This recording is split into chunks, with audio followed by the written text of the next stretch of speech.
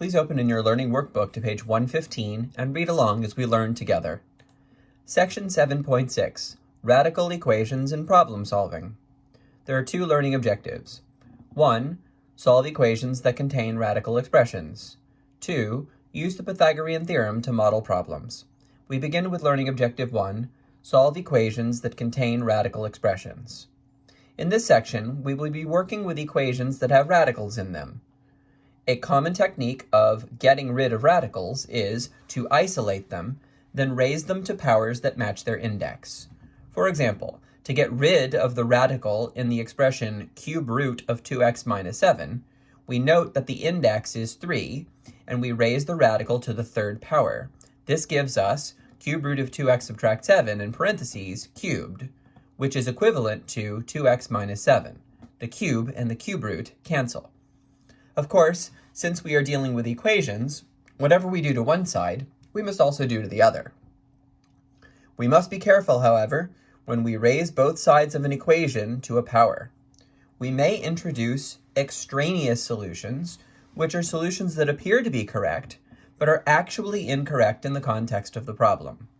For example, we know that negative 3 equals 3 is a false statement, but when we square both sides, we get positive 9 equals positive 9, which is a true statement. So as you can see, squaring both sides of a math statement can turn a true into false, or vice versa. Therefore, whenever we use this technique, raising both sides of an equation to a power, we must check our final answers to make sure that they are all correct. This idea is incorporated into the steps for solving a radical equation. Let's look at the steps now. Step 1. Isolate one radical on one side of the equation. Step 2. Raise each side of the equation to a power equal to the index of the radical and simplify. Step 3.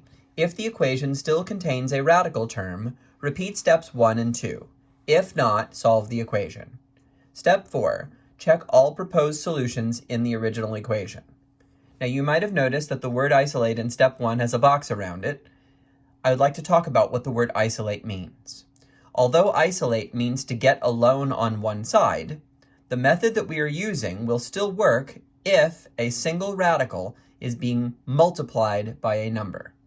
A radical with add or subtract before or after it is not isolated.